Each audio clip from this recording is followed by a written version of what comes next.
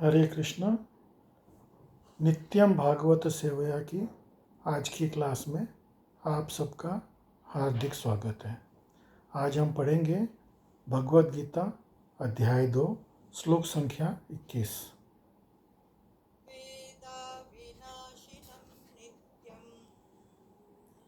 य एनमजमव्ययम् कथं स पुरुषः पार्थ कं घातयति हन्तिकम्। अनुवाद।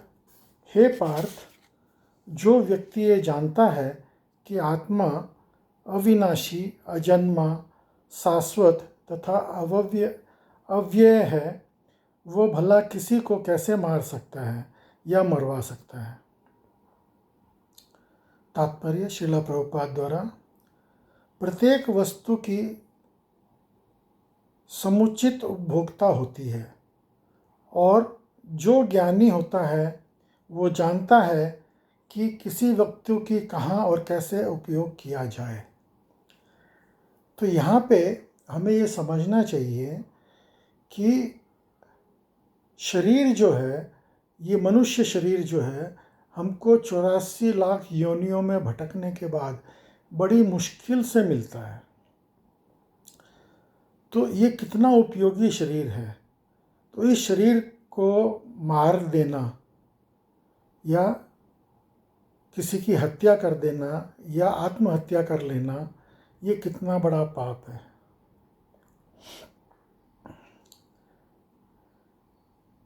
इसी प्रकार हिंसा की भी अपनी उपयोगिता है और इसका उपयोग इससे जानने वाले पर निर्भर करता है। यद्यपि हत्या करने वाले व्यक्ति को न्याय संहिता के अनुसार प्राणदंड दिया जाता है, किंतु न्यायाधीश को दोषी नहीं ठहराया जा सकता, क्योंकि वो न्याय संहिता के अनुसार ही दूसरे व्यक्ति पर हिंसा किए जाने का आदेश देता है। तो अभी हम देखते हैं कि एक न्यायाधीश जो है, उनके कटहरे में एक दोषी आया और उसका दोष ऐसा था कि उसको मृत्युदंड देना था न्याय संहिता के हिसाब से। तो अगर न्यायाधीश उसको मृत्युदंड देता है तो इसका मतलब ये नहीं है कि न्यायाधीश को उसको मृत्यु देने का फल मिलेगा। नहीं, न्यायाधीश अपना कार्य कर रहा है न्याय संहिता के हिसाब से। तो इसमें न्यायाधीश का कोई दोष नहीं है या उसको कोई पाप नहीं लगेगा।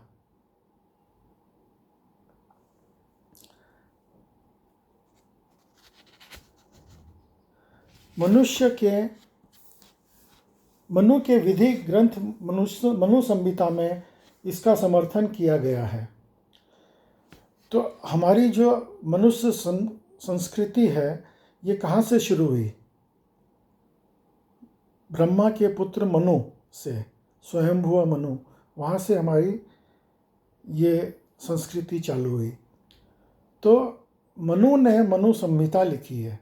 जैसे न्याय संहिता होती है, उसी तरह से मनु संहिता, मनुष्य को कैसे आचरण करना चाहिए, इसके बारे में मनु महाराज ने एक पुस्तक लिखी।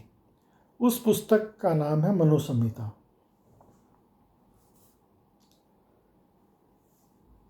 मनु संहिता में इसका समर्थन किया गया है कि हत्यारे को प्राणदंड देना चाहिए, जिससे अगले जीवन में अपना पाप कर्म भोगना ना पड़े।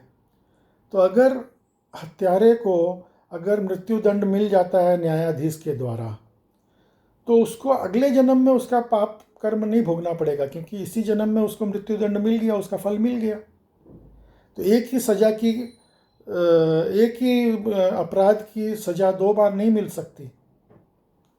एक बार मिल गई तो बच गया, आगे का जन्म उसका शुद्ध हो गया। अतः राजा द्वारा हत्यारे को फांसी का दंड एक प्रकार से लाभप्रद है। तो यहाँ पे ये बताते हैं कि राजा के द्वारा अगर दंड पाया जाए तो वो लाभप्रद है, क्योंकि अगले जन्म में पता नहीं कितना कितना मल्टीप्लाई होकर के मिले।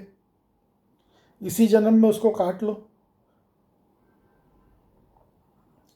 इसी प्रकार जब कृष्ण युद्ध करने का आदेश देते हैं तो ये समझना चाहिए कि वो हिंसा परम न्याय के लिए है।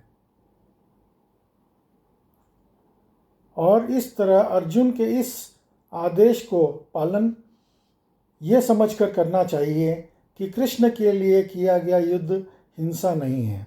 जैसे न्यायाधीश के कहने पे जो जल्लाद फांसी लगाता है वो उसको कोई दंड नहीं होता, उसको कोई पाप नहीं लगता।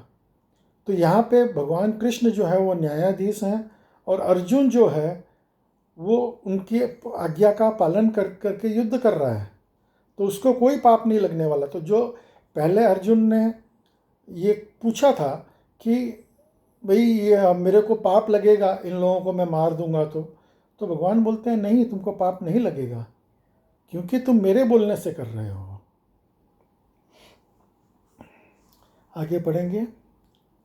क्योंकि मनुष्य के या दूसरे शब्दों में आत्मा को मारा नहीं जा सकता, अतः न्याय के हेतु तथाकथित हिंसा की अनुमति है। शल्य क्रिया का प्रयोजन रोगी को मारना नहीं अपितु उसका स्वास्थ्य बनाना है। अतः कृष्ण के आदेश पर अर्जुन द्वारा किया जाने वाला युद्ध ज्ञान के साथ हो रहा है, इससे पाप फल की संभावना नहीं है। अब जैसे डॉक्टर लोग सर्जरी करते हैं, शल्य क्रिया करते हैं, तो शल्य क्रिया करते हैं तो उसमें शरीर के अंगों को वो लोग काटते हैं। तो ये करने का कारण क्या है? रोगों से मुक्त करना शरीर को।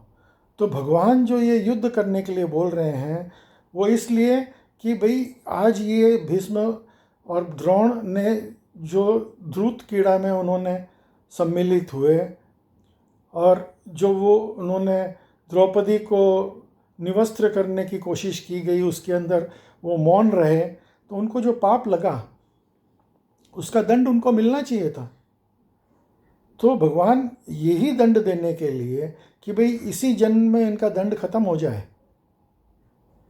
ये अर्जुन को बोलते हैं इनकी हत्या करो।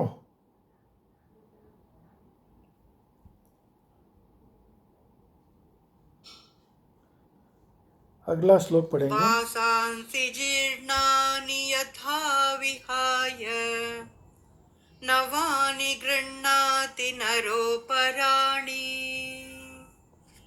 तथा शरीराणि विहाय जीर्णा न्यन्यानि संयाति नवानि देहि। अनुवाद। जिस प्रकार मनुष्य पुराने वस्त्रों को त्याग कर नए वस्त्र धारण करता है, उसी प्रकार आत्मा पुराने तथा व्यय के शरीरों को त्याग कर नवीन भौतिक शरीर धारण करता है। यह हम पहले भी श्लोक संख्या 13 में पढ़ के आए हैं। तो अब हमारे शरीर के अंदर कई तरह के रोग जैसे जैसे वृद्धावस्था होती है वो घर कर जाते हैं। तो जब हम इस शरीर को त्याग करके नया शरीर प्राप्त करते हैं तो वो सारे रोग खत्म हो गए इसी शरीर के साथ में। तात्पर्य श्रील प्रभुपाद द्वारा अणु आत्मा द्वारा शरीर का परिवर्तन एक स्वीकृत तथ्य है। आधुनिक विज्ञानी जन तक ये जो आत्मा के अस्तित्व पर विश्वास नहीं करते, पर साथ ही हृदय की शक्ति साधना की व्यवस्था भी नहीं कर पाते, व्याख्या भी नहीं कर पाते, उन परिवर्तनों को स्वीकार करने को बाध्य हैं जो बाल्यकाल से कुमारावस्था और फिर तरुणावस्था से वृद्धावस्था में होते हैं। वृद्धावस्था से यही परिवर्तन दूसरे शरीर में स्थानांतरित हो जाता है। इसकी व्याख्या एक पिछले श्लोक में की जा चुकी है। तो अणु आत्मा का दूसरे शरीर में स्थानांतरण परमात्मा की कृपा से संभव हो पाता है। परमात्मा अणु आत्मा की इच्छाओं की पूर्ति उसी तरह करते हैं जिस प्रकार एक मित्र दूसरे की इच्छा पूर्ति करते हैं। तो जैसे एक मित्र दूसरे मित्र की इच्छा पूर्ति करता है। हमारी इच्छा होती है कि भाई हम ज़्यादा अमीर परिवार में जन्म लें, हम ज़्यादा सुखी हों, हमको कष्ट ना मिले, हम आनंदित रहें। तो भगवान हमारी इच्छाओं की पूर्ति करता है, लेकिन वो भी हमारे जो पुण्य संचय है उसके हिसाब से। वैसे भगवान दयालु हैं, वो कुछ भी दे सकते हैं, लेकिन पुण्य संचय के हिसाब से वो हमारा न्याय करते हैं। मुंडक तथा श्वेताक्षर उपनिषद में आत्मा तथा परमात्मा की उपमा दो मित्र पक्षियों से की गई है, जो एक वृक्ष पर बैठे हैं, जिनमें से एक पक्षी अनुआत्मा वृक्ष का फल खा रहा है और दूसरा पक्षी कृष्ण अपने मित्र को देख रहा है। तो दो पक्षी एक वृक्ष की डाल पे बैठे हैं, एक पक्षी अपना फल खा रहा है और दूसरा पक्षी वो सिर्फ ऑब्जर्व कर रहा है, वो उसको नोट कर रहा है।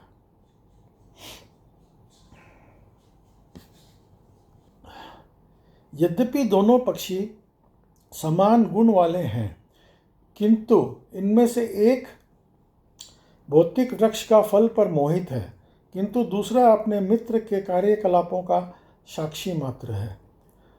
तो एक तो फल खाने में रत है, वो उस फल के ऊपर मोहित है, लेकिन भगवान जो है वो सिर्फ हमारा साक्ष्य मात्र हैं। वो हमको सिर्फ परमात्मा के रूप में ये साक्षी हैं कि हम क्या क्या काम कर रहे हैं। कृष्ण साक्षी पक्षी है और अर्जुन फल भोक्ता पक्षी है। यद्यपि दोनों मित्र सखा हैं, किंतु फिर भी एक स्वामी है और दूसरा सेवक है।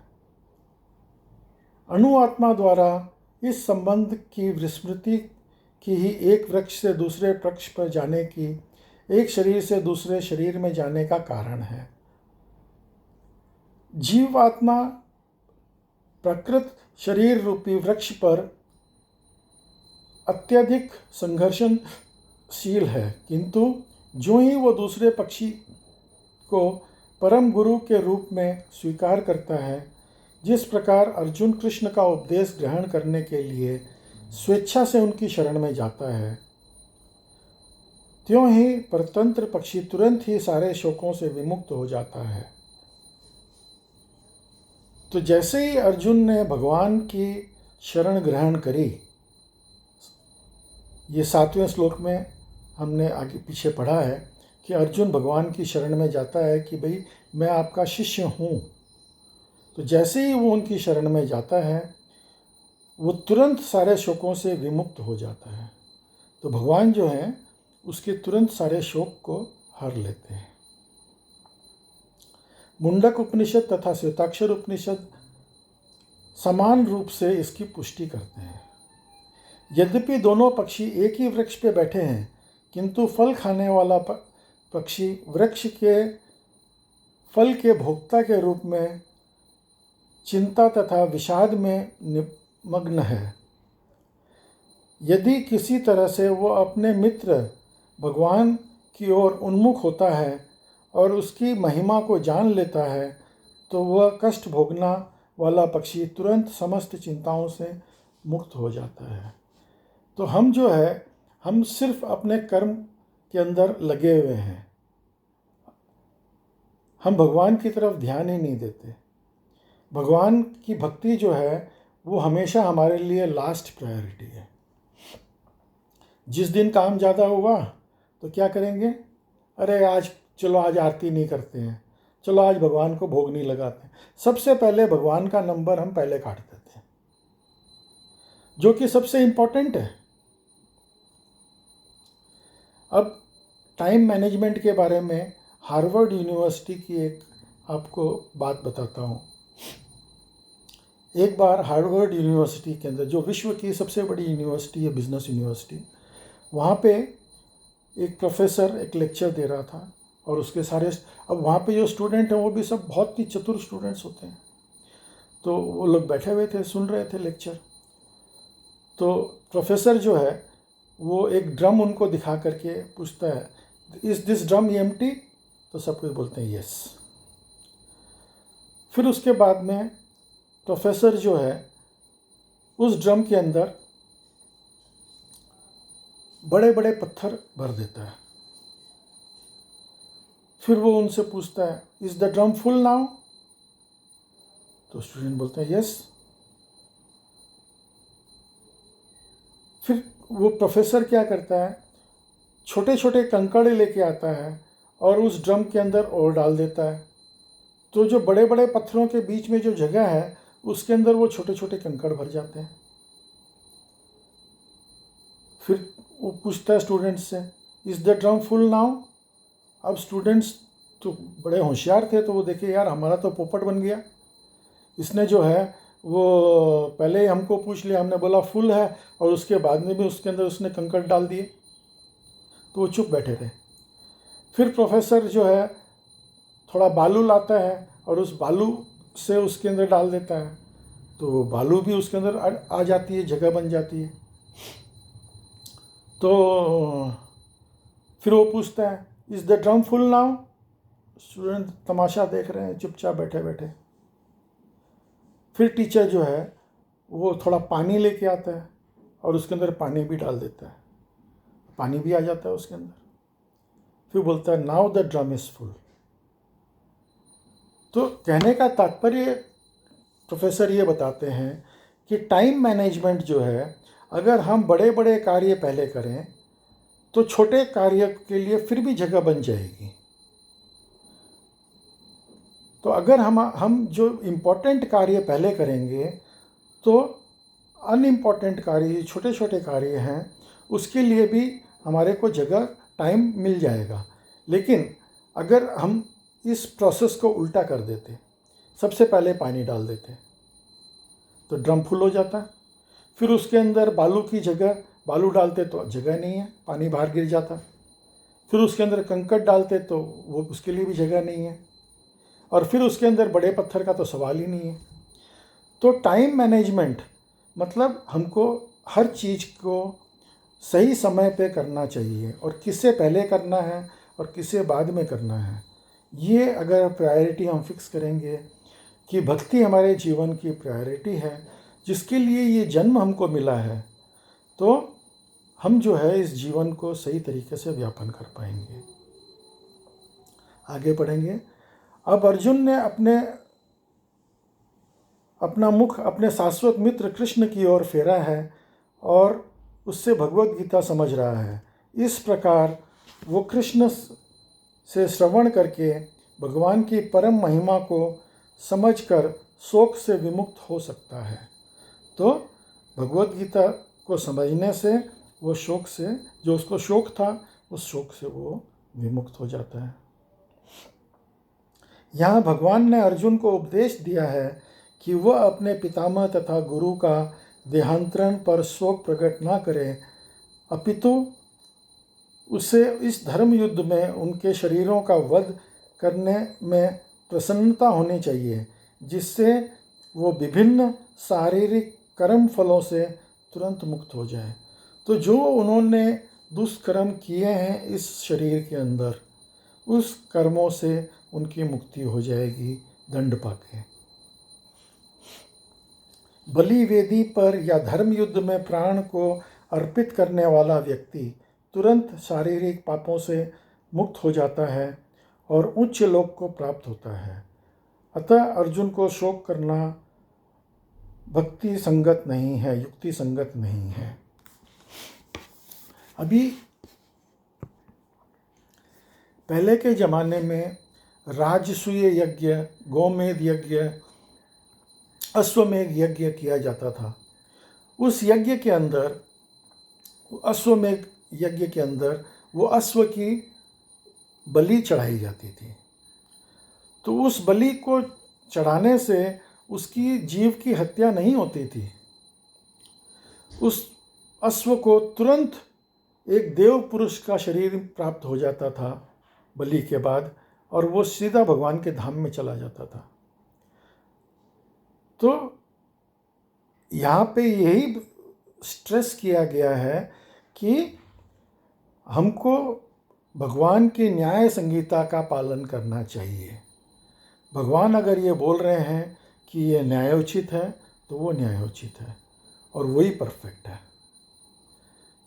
भगवान जिस चीज़ को बोले कि आज अभी दिन है तो वो दिन है, जिसे बोले ये रात है तो वो रात है। हमको उसके अंदर हम आर्ग्यू नहीं कर सकते भगवान के साथ में। आज की क्लास में आप लोग सब सम्मिलित हुए, उसके लिए बहुत बहुत धन्यवाद। हरे कृष्णा।